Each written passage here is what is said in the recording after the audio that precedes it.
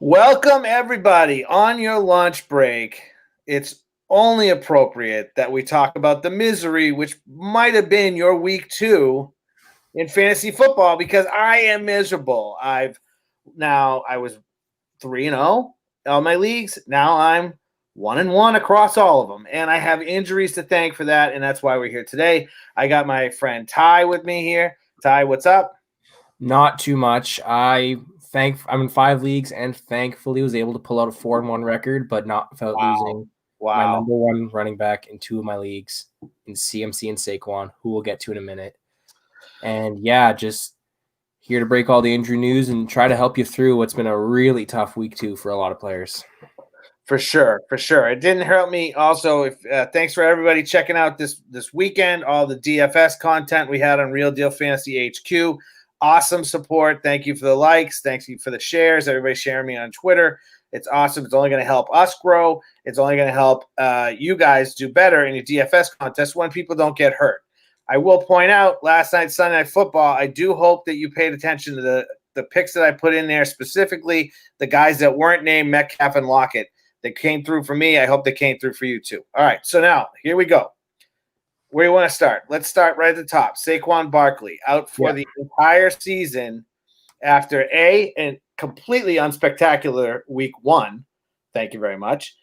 And now the Giants are likely going to be without Sterling Shepard too. So what do you think is going to happen there? What's our breakdown? Who do we like on that team still? And do we even like that team? Can you trust anybody in that team? Well, it's tough to say right now. Obviously, we know Saquon, torn ACL, done. Unless he's got some of that Michael Jordan secret stuff, there is no way he's coming back this year, and the Giants wouldn't dare risk it. So now you got to look at, okay, who's the backup option there? And the answer to that is, well, we don't really know. What we know so far, Dion Lewis performed pretty well in his absence, finished this week as a RB19 in PPR leagues. That's awesome. And yeah, he is a great pass catcher too, so he really could be a good guy to pick up on the waiver wire. I'd put him near the top of your priority. Use 5-10% of your fab budget, unless Devonte Freeman, who is working out with the Giants today, just announced, starts.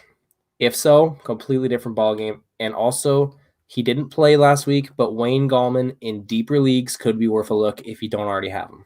The team likes Wayne Gallman. They have always since he came into the league, they've always liked him. They've always given him a little bit of a piece of the running game before Dion Lewis got there. Lewis was a former New England Patriots, got a Super Bowl ring because of the Patriots. He's a big-time player with great elusiveness, great speed, but he's not a break a tackle, go through the line, steamroller type runner like Saquon Barkley. However, I will say Devonte Freeman really isn't either. And so what I get worried about is when I hear Devonte Freeman, who's been on the streets, since the end of last season, through the COVID pandemic, through the whatever we had for training camp. Now he's coming into week 3. Even if they sign Devonte Freeman, I don't think he's a must start. I don't think he's a sure thing start in week 3 against the San Francisco 49ers. I think that they're just going to deploy a committee between heavy Lewis and heavy Freeman if he can get up to speed on the playbook. Or you're right, you might see Gallman. Yeah, I completely agree with the 3-headed committee too. It could be scary if they sign Freeman, if they decide to do that. Otherwise, Lewis, maybe Gallman, and hope for the rest. The Giants do play in a weak division. They're going to get a lot of easy matchups, which helps. But we're just going to have to wait and see on that one.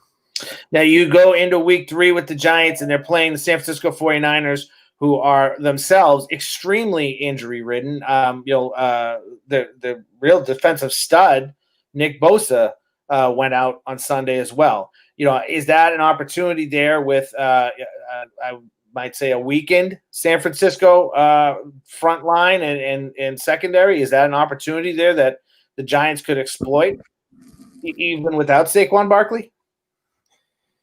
It could be with no Solomon Thomas, no Nick Bosa, and with their offense missing Mostert and Mullins as well. That could be, on both sides, a really run-heavy game, which is good for the running backs, of course, but it won't be good football to watch, that's for sure. Mm-hmm.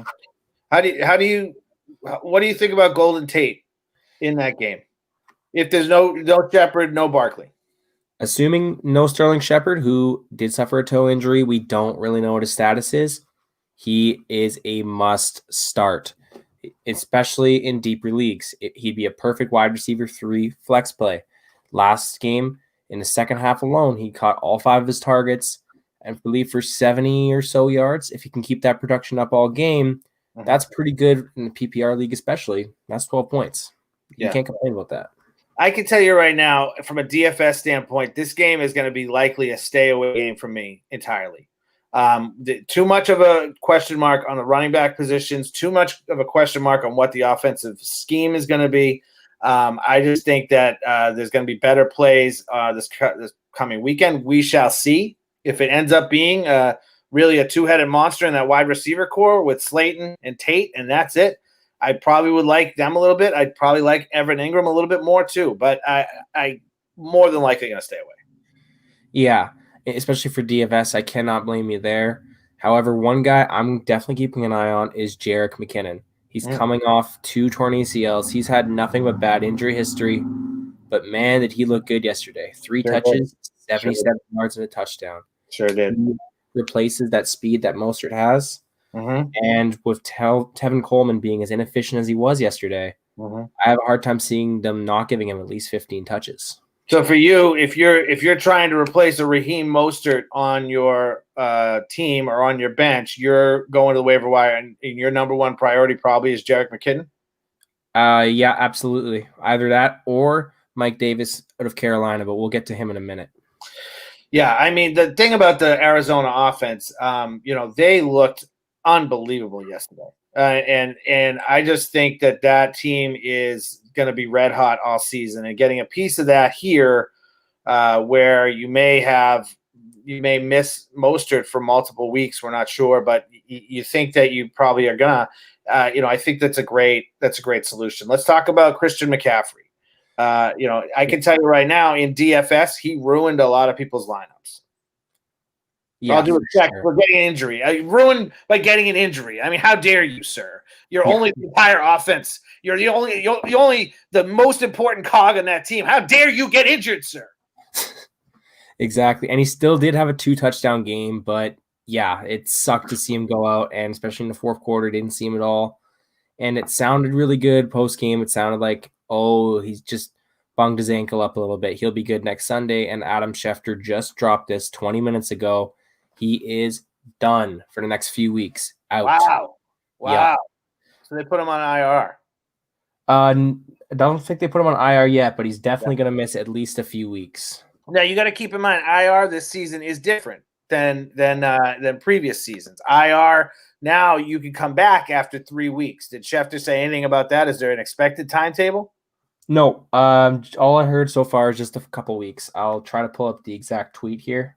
But in the meantime, because we know for sure he's missing at least next week, and more likely than not the week after, is season long, and in DFS, go get Mike Davis. He had 8 catches for 74 yards yesterday. In PPR leagues, he was the RB20. If he could keep that production up, get to throw some carries in there, because he only had 1 yesterday, he would be a great RB2 to have for the next couple weeks, filling in that role. Because it's McCaffrey is here, Mike Davis is here, and there's nobody else to really fill that void at all. Let me say one thing, though. I agree. Mike Davis, especially if McCaffrey does go on IR and he's out for 3 weeks, Mike Davis is definitely, if you're a McCaffrey owner, is definitely a priority to add to stay a piece of that offense. But I am very concerned about Mike Davis in week 3 against the Los Angeles Chargers, who literally just shut down Clyde Edwards-Helaire. Yeah, but there's also a negative game script going against the Chiefs too. They had to throw the ball a lot, and not that Clyde isn't a piece of that, but when you got to go air it out, they got way too many good targets to go to. It'll be interesting to see how Clyde recovers from that. Second game, first divisional game too, maybe some jitters there. Not sure. I'm going to tell you, that game was, I think that outside of the Sunday night game with the Patriots and the Seahawks, the Chargers gave the world champions a run. That was a heck of a game. I hope everyone got to see the final moments of that game. But very telling, in my opinion, where the Chargers are right now. Tyrod Taylor also out, so they started Justin Herbert, which I can tell you from a DFS standpoint, I had a Tyrod Taylor lineup, and there was no announcement until Herbert ran out on the field, which is always so fun to immediately know you're going to lose your money. But anyway, point is that, now you have the rookie QB in there, and he looked good. They looked good. They looked like a cohesive team. I actually think the Chargers, who previously I was targeting against in DFS and honestly, streaming defenses with my fantasy teams, I think I'm getting back on board with the Hard Knocks Chargers. They looked really great yesterday. They really did. And with Justin Herbert, they're not sure if he's going to play week 3 or not, but with the performance he just had, even if Tyrod is 99%, give the ball to Herbert, give him another week. And if he shows out the way he just did, well, how can you take the ball away from him? He was the QB 13 this week. He played great against a really, really good Chiefs pass rush. Their secondary, a little weak, but still, he was making great plays. He looked poised. And all those control issues you heard about him having in Oregon, didn't see him. He looked very under control. His efficiency was great. You got to love him. If you're in deep 2 QB leagues, go get that man. I don't care how much fab you got to spend. I don't care how you got to do it. Go get that man. Yeah, I do want to hit moving away from LA and Kansas City for a minute. I also want to hit on Devante Adams, who did not come back, did not return after halftime. He'd already been having what I would consider a subpar day to begin with, and then he pulls a hammy and he's out. Do we know any further info on that injury there? Because I can tell you a lot of fantasy managers got hurt, myself included, when that occurred. So far what I've heard is not a lot. It sounds like he's going to run that questionable tag all week. It sounds as though he could have came back to play if the game script wasn't the way it was. Right. So that's very promising for week 3. I wouldn't stress too much. However, just in case, Wednesday morning, if you're not hearing what you want to hear, maybe go look at a guy like Marquez Valdes-Scantling. He was pretty good in that same spot when Devante Adams got hurt last year. Is he going to win you leagues? No. Is he going to win you a week? No. But especially DFS, a little cheaper option. Is he going to be pretty steady for you? Probably. Got 5 targets this week. I'd imagine you get around the same. And he is a deep play threat. One big play could completely change your week. Yeah, I mean, he's obviously emerging as a target for Aaron Rodgers. I think a lot of people were on Allen Lazard as being the second to Devante Adams. And Lazard also had some nice catches yesterday. He had a great week 1. I think that Valdes-Scantling, though, with his athletic ability and prowess, really has shown something and has started to develop a trust with Aaron Rodgers. And he's a great pickup if you end up having Devante Adams off your team for 3 weeks. I have to ask you, though, we forgot one major injury with the San Francisco 49ers, Jimmy Garoppolo, high ankle sprain. Yeah. That's something that is possibly sidelining 1 to 2 months. Are we looking at another run from Miracle Nick Mullins there, or what?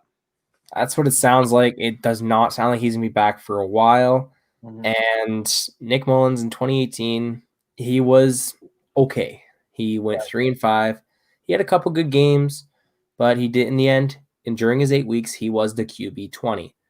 So it's in one of those case scenarios again. If you're in a deep QB league or you're playing a really deep lineup, maybe go get him as your QB2 or your backup quarterback in case you need him. Don't expect anything more. He might have a couple games where he wows you. That's about it. Yeah. I got to tell you, if you're in a 2 QB league, a super flex league, or if you're playing best ball anywhere, Nick Mullins is a fine pickup this week, especially if George Kittle returns to the field. We saw the magic that he had with Kittle 2 seasons ago.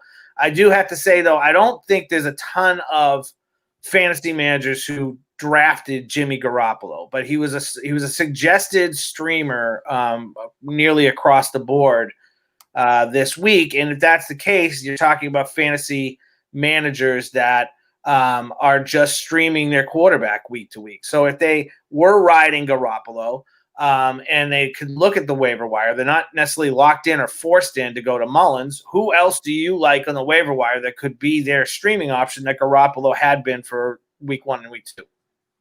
I wrote this in my little piece. I don't think I'm going to publish it just because of this podcast, and it'll be easier to market the podcast. In my own one QB league, I'm only playing in one this year, actually. Mm-hmm. And the man I'm looking at more than anybody is Gardner Minshew. The Jaguars, we talked about it on my podcast on Thursday. Yep. They suck. Are they a good offensive team? Yes, but that's about it. So he's going to throw the ball 40, 50 times a game. Mm-hmm. And you saw his ups and downs. He threw, I believe it was 3 touchdowns, maybe 4. I don't quite remember. Yeah. But he looked solid. And then on that last drive, he threw right at the D lineman, basically chucked it into his hands. So you're going to get the ups and the downs, and that's what you get from streaming quarterbacks. So if you need a guy to stream, look at him. If Ryan Tannehill is still available, go get him. He has looked awesome so far. And how we heard they're going to build an offense around Derrick Henry, I don't know about that. Ryan Tannehill's looked very good, very, very efficient. Yeah. And combine the stat or not, he has only had 3 games out of his 12 starts with the Titans where he's had a QB rating under 100. In case you don't know how QB rating works, 100 is rather efficient. He's going to be a good game manager. He's going to control the game. And he's going to score touchdowns. He scored 4 last week.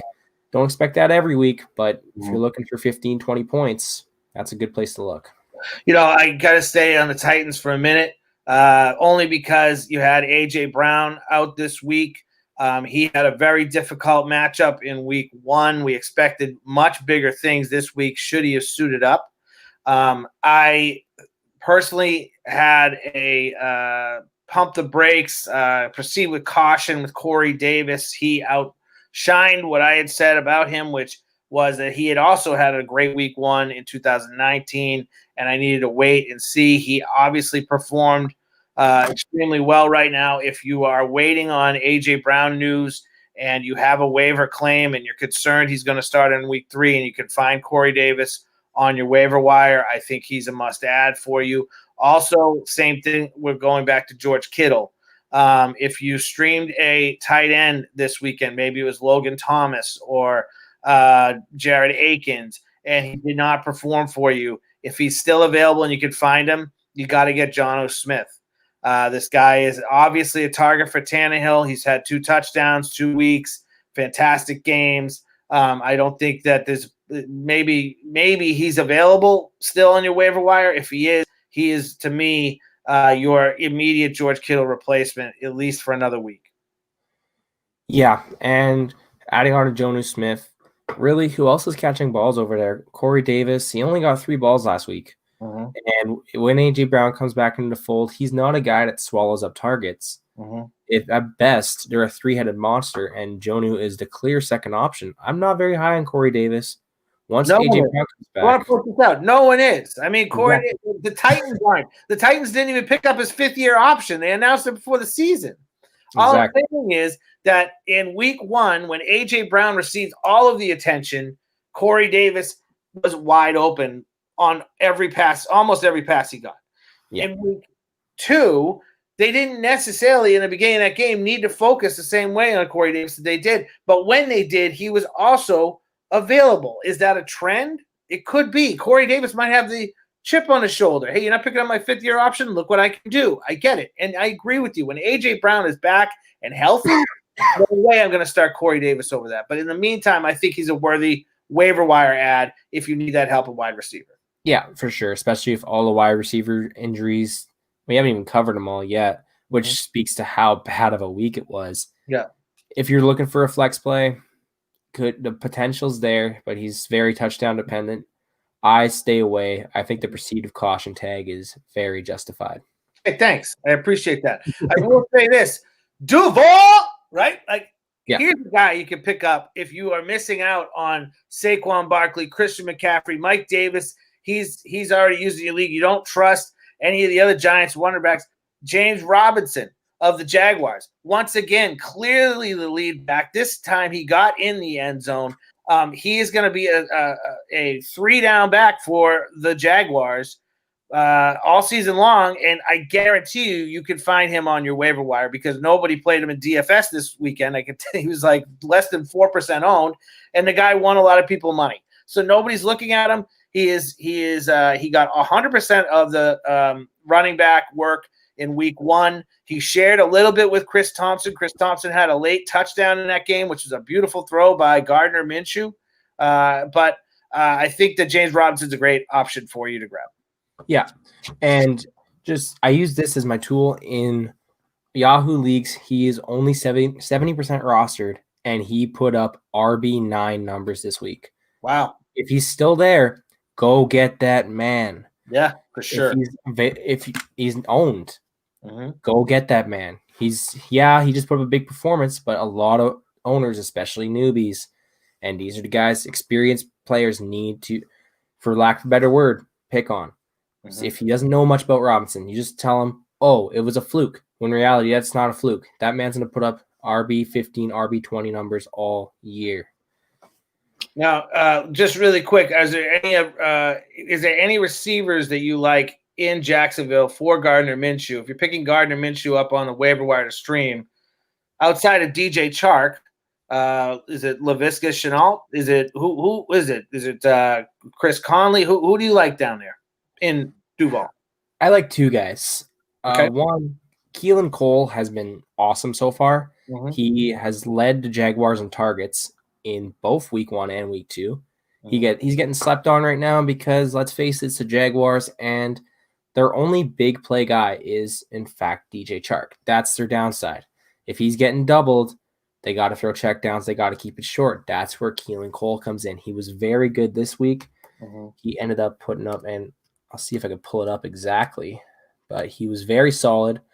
And then Laviska Shenault Keelan Cole, wide receiver 17, caught 6 of 7 targets this week. And definitely not owned by everybody. In fact, his roster stats are he's only owned in 3% of leagues. 1, 2, 3, that's it. So he's a very solid guy to go after. Adam Humphries, wide receiver 20 this week. I don't count. He is touchdown dependent. I wouldn't necessarily go to him, but Laviska Shenault is interesting. He had 5 carries this week. He's taking a lot of snaps in the backfield, and he still got, I believe it was 4 or 5 catches. Is he somebody that's going to win you leagues? Probably not. But if you're looking for desperate help or you want to stash a guy, that's somebody the team is very high on, have been since the start of camp, and they're going to keep for a touchdown in week 1 too. Yeah, exactly. And by the way, when you talk about Adam Humphries, the fantasy footballers will remind you it's pronounced with an Humphries. Yeah. Anyway, another big injury news, in my opinion, is the LA Rams. Both Malcolm Brown and Cam Akers. Can we just take a timeout for a second? You go ahead. Yeah. McCaffrey, just announced by Ian Rappaport, out 4 to 6 weeks, high ankle sprain. Wow, 4 to 6 weeks, no CMC. Yeah, that is a big issue for CMC owners. So prioritize Mike Davis. I would 100% prioritize Mike Davis or some of the other guys we've talked about here. That's a huge blow. But I have to tell you, from a DFS standpoint, all of a sudden you go from your automatic first and second most highly priced running backs, Christian McCaffrey and Saquon Barkley, not being available. That is going to open up a ton of value on the running backs when you go into your daily fantasy with DraftKings or FanDuel, or if you play Yahoo, or even, like I said, with Best Ball. And the thing about Best Ball, if you're not familiar with it, Best Ball is going to give you a snake draft, usually against 10 to 12 players. You're going to proceed like you're doing a regular fantasy draft, but what you're trying to do is predict the best possible team you can get. So that means you could roster as many quarterbacks as you wanted on your best ball team. You could roster as many running backs. Now, keep in mind that the actual game is going to fill up as a traditional thing. 1 quarterback, 2 running backs, 3 wide receivers, a flex. That's all going to stay. But what the system does for you, once you have your lineup, it picks for you the best plays of the week and stacks them up. And then that's your team. So, in other words, when you're talking about a Nick Mullins, say, late round best ball, he goes 3 weeks and George Kittle comes back and he scores 3 touchdowns for you. And all of a sudden, your earlier round quarterback might underperform. And Nick Mullins, you don't even have to switch him up. You don't even have to start him. The system will do it for you. And that's why I start getting a Nick Mullins at the end there. Same thing with the James Robinson. Mike Davis is a great example of that too.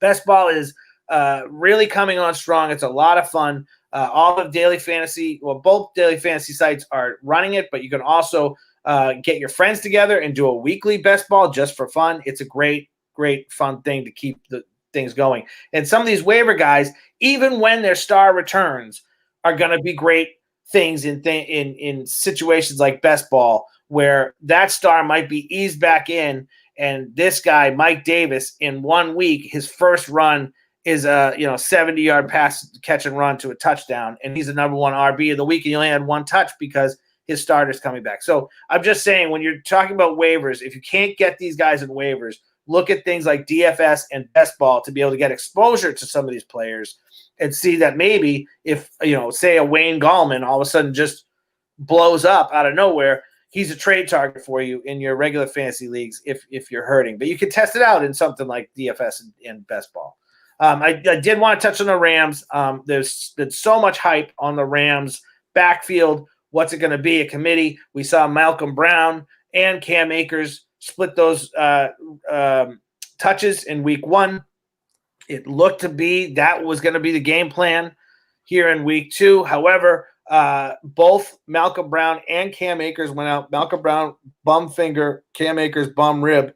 In goes Daryl Henderson. I don't know if you recall on the podcast that I joined you on. We talked about this backfield, and it was highlighted that during the week run up to week 1, Sean McVay answered a question about Daryl Henderson every single day in the press conference, to the point that he finally said, like, he returned to practice. He's going to play enough, right? Yeah. But guess what? The guy goes out and balls out 121 yards on the ground, right? So all of a sudden, here's the question. I think Malcolm Brown will be back quicker than Cam Akers with his finger injury. Does Daryl Henderson all of a sudden become that thunder and lightning pairing with Malcolm Brown?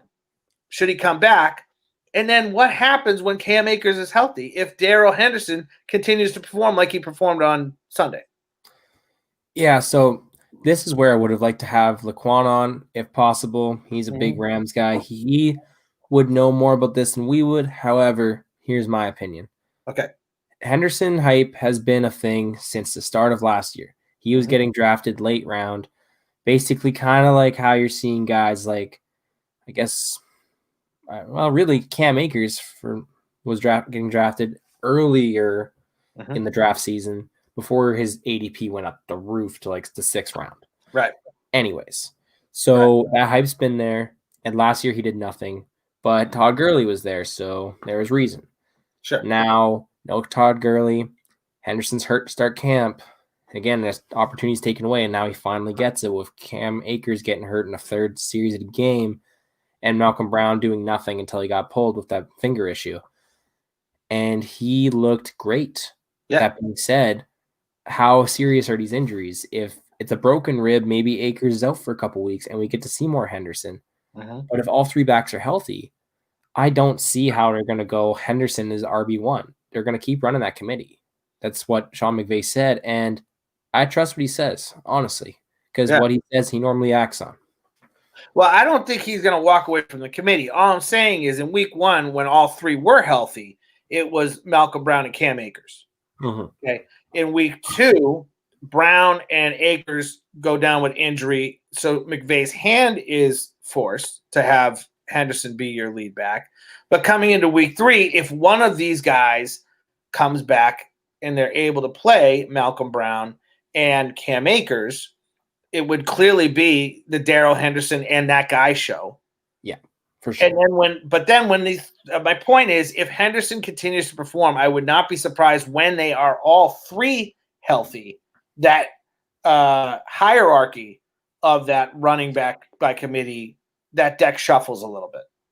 Yeah. I also wanted to hit on Julio, touchdown, no touchdown, 2 catches. I can't believe I fell for it again. Jones. Okay, he came into the week with a injury that he was going to play through.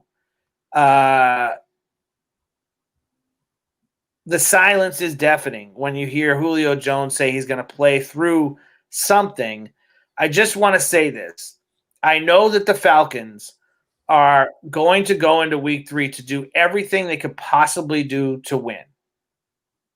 But if we get news that Julio Jones is questionable all through the week again, and he's going to gut it out on week 3 again, I can honestly tell you I am not going to play Julio touchdown Jones. Yeah, especially for DFS, steer clear unless you get some miracle news between now and Friday, which I probably don't see coming. And that's the thing about that Falcons offense. They have enough weapons. They don't really need him week by week. Yeah, he's a great weapon to have, but when you have Ridley, when you have Russell Gage, who has been a star so far, that's another guy. If he's still available, go get that man. Yeah. He even threw a ball. He almost threw a touchdown. Yeah. It's new Mohamed Sanu. Sorry, the Sanu humor never gets old. I'm sorry. Well, it's all good. Because I mean, the reality is the Sanu humor had been Sanu's in for a bit, right? Because he was a free agent. Yeah. But now he's back in the league, and we can resume with that hilarity. Hey, I do want to also mention a couple guys that we saw last night that I think are great targets for you. Should you need wide receiver help, AJ Brown owners, lesser extent Devante Adams owners, but when you look at that game last night, obviously DK Metcalf and Tyler Lockett were involved. I had written in my DFS report that news from the camp was they were going to try and shut down one of those two guys, but they weren't going to say which one. I think it was blatantly obvious the one they were trying to shut down was DK Metcalf, and it was not very successful. That guy is an absolute freak of nature. But when you have Stephon Gilmore doing pull-aparts on the sidelines with the receiver, I think it's a pretty much a call to anybody looking like, oh, that's who they were trying to stop. And it was evident because Lockett had some really great open, high-value targets throughout that game. But let's talk about guys like David Moore or Freddie Swain. Both of those guys, I guarantee you, available on your waiver wire, and they were involved. David Moore heavily involved in that game, especially in the first half. And Freddie Swain also got that great money target. And man, is he fast! Fourth round draft pick, but he is fast. And on the other side of that game, I think we have a developing receiver in Damiere Byrd for the New England Patriots and a trust level with Cam Newton. I think any of those three guys, if you have a wide receiver you're going to start in place of A.J. Brown, who would normally be in your flex, any of those guys, David Moore, Damiere Byrd, Freddie Swain, you should take a gander at, as you go into your flex for this week. Yeah, I didn't get to catch a lot of the Sunday night game. However, I checked the numbers, and yeah, all three of those guys played great. In deeper leagues, go get them.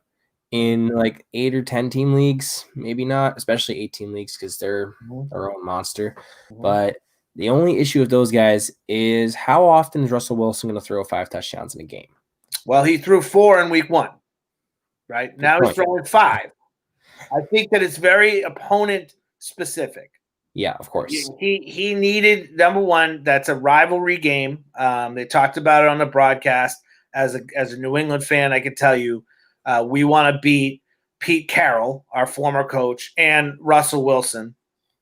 And I can tell you, too, that Cam Newton looked great. Yes, they stopped him with 2 seconds left in the clock in that game, stopped him from basically winning the game with 2 seconds left. He was rushing in for a touchdown. They held him. I think that part of the problem with that, though, was there was poor clock management going into the first bound catch just before that Julian Edelman made. They should have spiked the ball and given themselves 3 plays.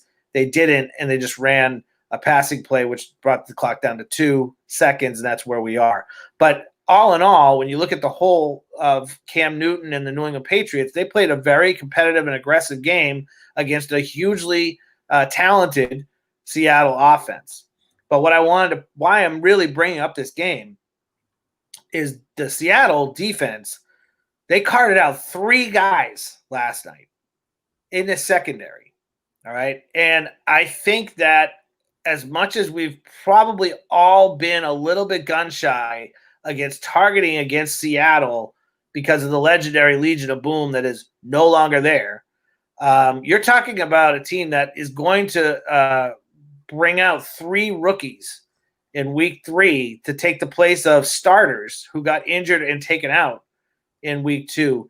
And I do want to point that out as potential DFS plays. But more importantly, if you have one of these wide receivers that we're talking about and they're playing against a matchup that you are really unsure of, the one lesson to take away from this is a whole different game this year.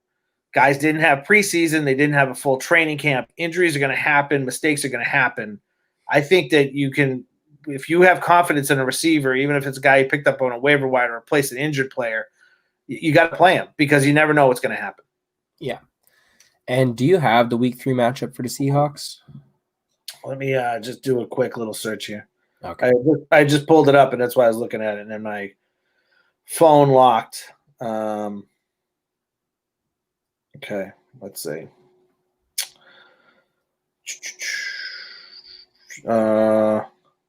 Filibuster while I look. All right. Well, in the meantime, if anybody listening has any questions, feel free to ask those at any time. That's what we're here for. We're here to help you out. Yeah. And if you like what you're hearing, by the way, please give us some likes and some loves and share it. Real Deal Fantasy HQ, man. It's a way to go. They're playing the Dallas Cowboys. Okay. Yeah. Well, one more point.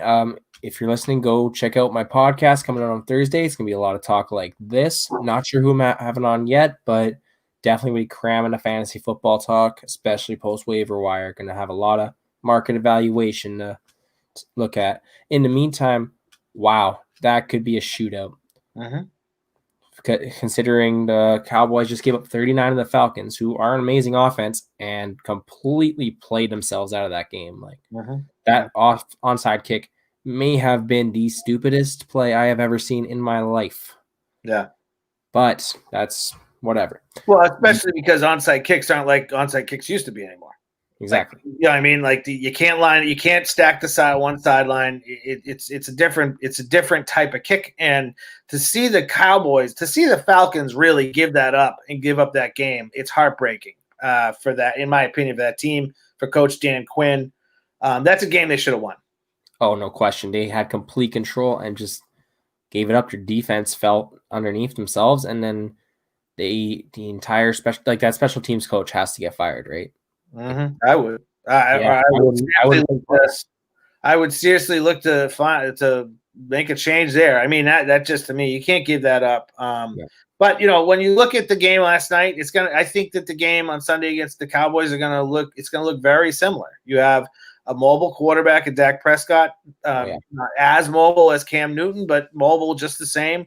You have a dynamic a run-based offense there in the Cowboys. They have awesome receivers, unlike the Patriots, who kind of ragtagged it around. And by the way, Julian Edelman, last night, he had the most receiving yards of his career with Cam Newton. So you want to talk about that? You want to talk about something there?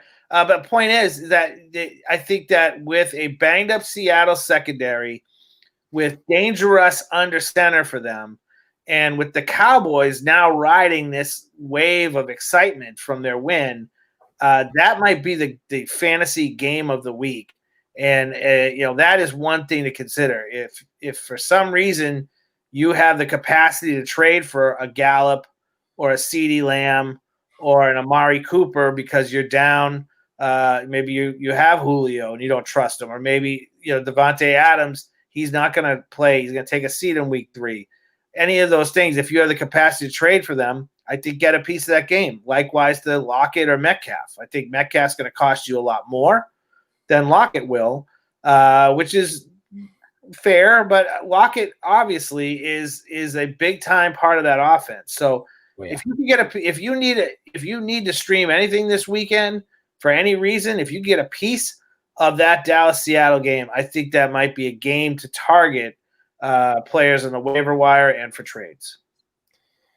Yeah, absolutely. And I would steer a little clear of Michael Gallup. However, now is also the perfect time to buy low. So if you're hopeful, go get him. Yeah. And also I'm not entirely sure how the DFS market works, but if he's had 2 games like he just had, is his price going to go down a bit? Oh, for sure. I mean, he was already going down. But the reality is when I looked at that game, I thought to myself, they're going to want to run Zeke as much as possible. Dak's passing is going to be mainly out of the RPO. The targets I had in there were mainly CeeDee Lamb and Dak and Zeke with a little taste of Cooper. But the thing is with Gallup, I don't know it off the top of my head, but I'm 99% sure Gallup from a DFS standpoint has only had 1 top 10 week in the 2 seasons he's played. And so he's usually not very highly owned, but he's kind of not very highly owned for a reason. It's not to say he's not a talented player in any way. I'm not meaning to disrespect anything about him, but from a DFS perspective, there's other pieces of that Cowboys offense that are more highly valued. Exactly. And CeeDee Lamb, I was able to grab him in one of my leagues late in the draft. I think it was around 9 or 10. Mm-hmm. And man, he looked amazing. 6 for 106. No touchdowns, but in the PPR league, that's amazing value for my flex. Fantastic value. And by the way, if you have Robert Woods, don't sleep on him. Don't sleep on him. I would have won all 3 of my games if I had started Robert Woods instead of the mistakes I made in my wide receiver 2 bucket. That guy is involved. Doesn't matter. Matchup doesn't matter with that guy. He's obviously involved in that team. And when you look at those last 2 games for the LA Rams, that's a high-powered offense that's coming to win. If you have Robert Woods anywhere on your team, start him in week 3 and moving forward. That's all you can do. He's going to be great. And that's the thing about that Rams offense. It's like looking at Medusa. There's just so many moving heads, but they all can score. Like Robert Woods, Cooper Kupp. You get the running back 3-headed committee there. You got Tyler Higbee. 3 touchdowns, baby. Yeah. Man. Seriously, they're a team to watch. All right, listen, man, this has been a good thing. If you have any other injuries you want to highlight or talk about, I think we covered a lot of ground here. Hopefully we helped some people, some fantasy managers, with the decisions they're going to have to make. If there's any cues that we have, like go ahead and let's hit them now. If not, your final words, go right ahead. All right, I got 3 things I want to cover before we wrap this up. Yep. First off, Drew Lockett out 2 to 6 weeks. That's sprained AC joint. Mm-hmm. Keep an eye on Jeff Driscoll. He was QB 14 this week against the Steelers defense, who's really good. So keep an eye on him, albeit the Broncos' schedule for the next 6 weeks sucks. And without Sutton, that offense could really be in trouble. However, they still have Melvin Gordon out of the backfield. He can still catch balls. He was great. If you have Melvin Gordon, run him as an RB1, high-end RB2. He's going to be awesome until Lindsey gets back. Yeah, and I do want to point this out. Sorry to interrupt, but just pause real quick on that Melvin Gordon point. He played that same Pittsburgh Steelers defense that held Saquon Barkley to 6 yards. There wasn't a fantasy expert in the world that told you to start Melvin Gordon on Sunday. I'm not saying he had a great game, but he certainly outplayed and outscored from a fantasy perspective Saquon and Barkley against that same Steelers defense. He's the real deal in that backfield. Oh, yeah, absolutely. I was lucky enough to have him in one of my leagues as my flex 1, and he paid dividends. Him and Younghoe coup pretty much saved my week. Yeah, crazy. Kicker saved my week.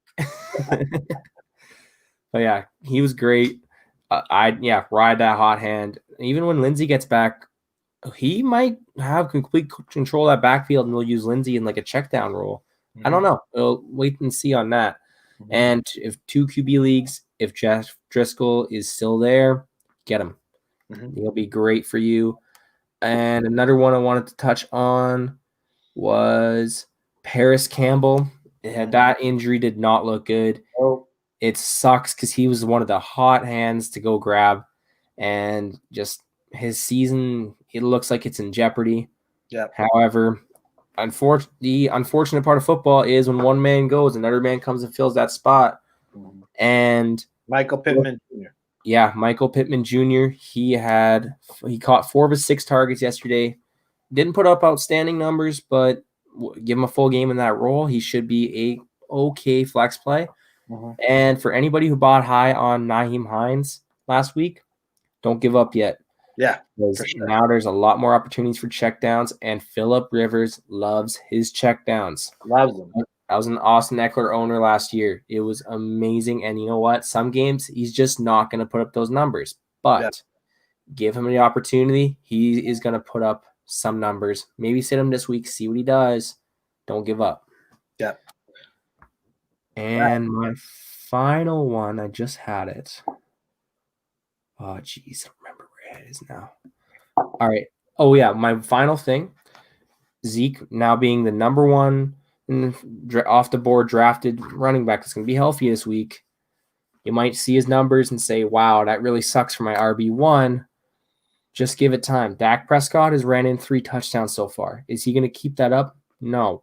He's not going to run in 20 touchdowns this year. Zeke's going to get those goal line carries. It's just all about game script, right? Give the Cowboys some easier matchups. Maybe this week it doesn't come, but in the next few weeks it will. Zeke will produce. Now, absolutely do not buy it for so low.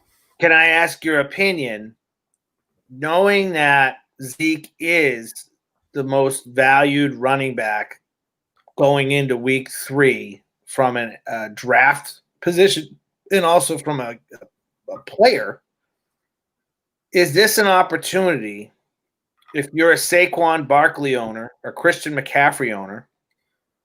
Is this an opportunity to go out and buy low on Zeke to replace him due to his quarterback snaking touchdowns from him? I would say it depends on what kind of league you're in.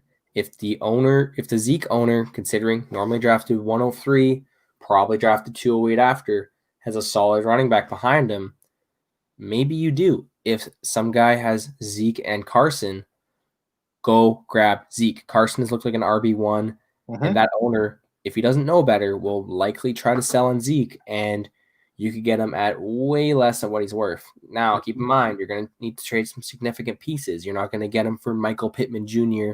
and a 2024 draft pick. However, if you can manage that trade, if you can figure it out, that would be an amazing buy and could save your season. Yeah. And one thing before we go to mention on that, Chris Carson, if you have the bench space, unfortunately, I hate to say this, I would find a way to get Carlos Hyde on your bench if you are a Chris Carson owner. He was involved last night. He played at least 5 series for the Seahawks, and he looked good. So if you're a Chris Carson owner, I would highly encourage you to take a bench spot. Maybe one of these guys that went down, you can move to an IR spot that's now opened up in a lot of leagues because of COVID. But I would invest a little bit of fab and a little bit of time if you're a Chris Carson owner to grab Carlos Hyde. And I think that's probably going to do it for here. One thing I want to say before we go, James White was inactive last night. His parents were involved in a horrific car accident, and all of us here, Sweet Feet, number 28, all of us here in Boston, all of the football fans across the nation, we are thinking of you, and we're thinking of your family. And God bless you, and we hope that everybody can come back a little whole. But I lost my dad, myself. It's a heartbreaking moment. We're thinking of you, James White. All right. Thank you very much for watching and listening. If you're checking this out after the fact and it's not live, I'll hit the Twitters one more time. At Delray Boston, Ty's at Gorsey19. Feel free to QQ us on the Twitter if you saw something here you liked, you disagreed with, or you just had a question with. We're more than happy to answer you. And, of course, Real Deal Fantasy HQ. I know the Studs and Duds article's coming out. Waiver Wire is going to come out later on. LQ's working hard. I'll be back at you with DFS for Monday Night Football tonight on there. So just a lot going on. Bookmark at Real Deal Fantasy HQ. I want to say thank you to Ty. Thanks for everyone watching, and have a great day. And hopefully this was the best lunch break that you took all week. See you. Hey, man. See ya.